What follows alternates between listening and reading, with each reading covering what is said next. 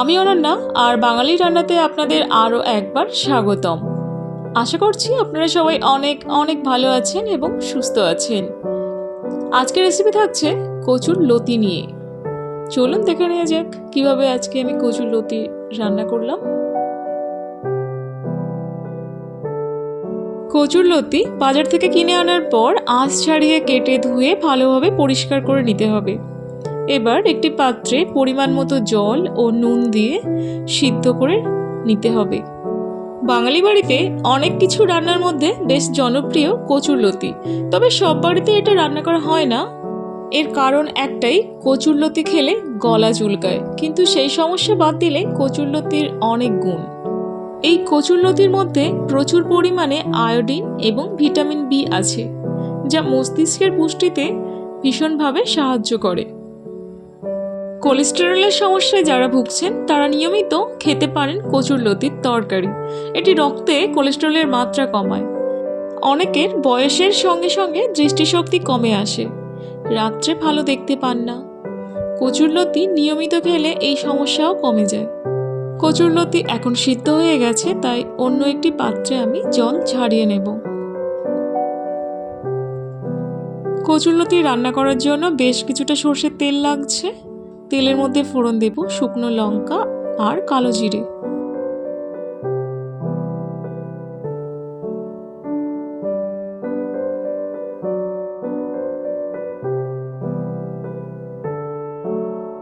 এখন সিদ্ধ করে রাখা কচুরলতিটা দিয়ে দিলাম।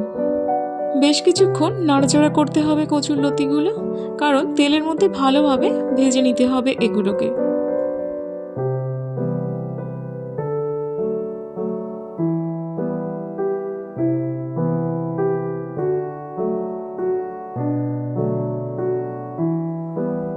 মাঝে মাঝে ঢাকা দিয়ে দিতে হবে, আবার ঢাকনা খুলে নাড়াচাড়া করতে হবে।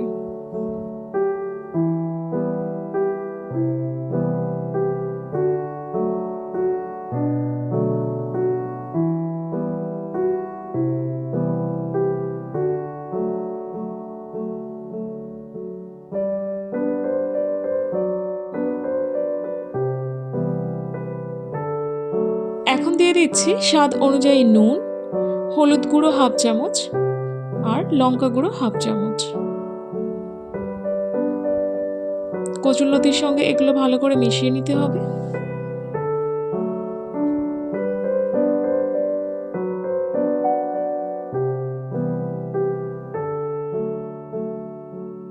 আরও একবার ঢাকা দিয়ে দিলাম 1 মিনিটের জন্য। কচু খুব উপকারী একটি সবজি, ঠিক তেমনই কচুর সব অংশই প্রায় খাওয়ার উপযোগী। তবে কিছু কিছু আছে যেগুলো আপনা আপনি বিভিন্ন জায়গায় জন্মায়, সেগুলোকে বনকচু বলা হয়ে থাকে। এই বনকচু সবসময় খাবার উপযোগী নাও হতে পারে, তাই এগুলো না খাওয়াই বেশি ভালো। যাই হোক, এই কচু একটি জনপ্রিয় সবজি। এটি নিরামিষভাবে রান্না করা যায়, আবার আমিষভাবেও রান্না করা যায়, মানে দুটোইভাবে এটা অনেক জনপ্রিয়। এখন দিয়ে দেব সর্ষে পোস্ত বাটা। এখানে 2 চামচ সর্ষে এবং 2 চামচ পোস্ত আছে, মানে সমপরিমাণ সর্ষে পোস্ত নিয়েছি। আর অল্প একটু জল দিয়ে দিলাম। কচুর মধ্যে ভিটামিন এ থাকে, যা চোখের জন্য খুব উপকারী। চোখের বিভিন্ন রোগ থেকে বাঁচায়, যেমন দৃষ্টিশক্তি কমে যাওয়া, রাতকানা, এই সমস্ত রোগ থেকে চোখকে বাঁচায়। স্পাইসি এবং ঝালঝাল হওয়ার জন্য কাঁচা লঙ্কা বাটা দিলাম 1 চামচ। কচুতে থাকা পটাশিয়াম রক্তচাপ নিয়ন্ত্রণে সাহায্য করে। কচুতে থাকে অ্যান্টিঅক্সিডেন্ট, যা রোগ প্রতিরোধ ক্ষমতা বাড়ায়। কচুতে ক্যালোরির পরিমাণ কম থাকে এবং ফাইবারের পরিমাণ বেশি থাকে, ফলে কচু খেলে পেট ভরে যায় এবং খাবারের পরিমাণ কমে যায়, যা ওজন কমাতে সাহায্য করে। এছাড়াও কচুতে থাকা ভিটামিন এ, সি এবং অ্যান্টিঅক্সিডেন্ট ত্বকের জন্য খুব উপকারী।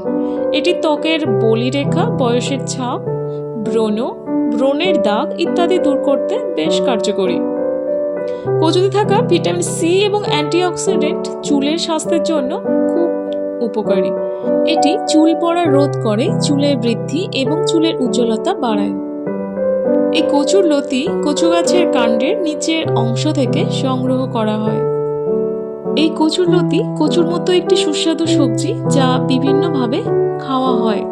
কচুরলতির গুণ জানা সত্ত্বেও যারা গলা চুলকানোর ভয়ে কচুরলতি এড়িয়ে চলে, তাদের হাতেও এই সমস্যা থেকে মুক্তি পাওয়ার রাস্তা আছে। কচুরলতিতে থাকা অক্সালেটের কারণেই গলার সমস্যা হয়। কচুরলতির তরকারিতে অল্প লেবুর রস মিশিয়ে নিলে এই সমস্যা একেবারেই কেটে যাবে।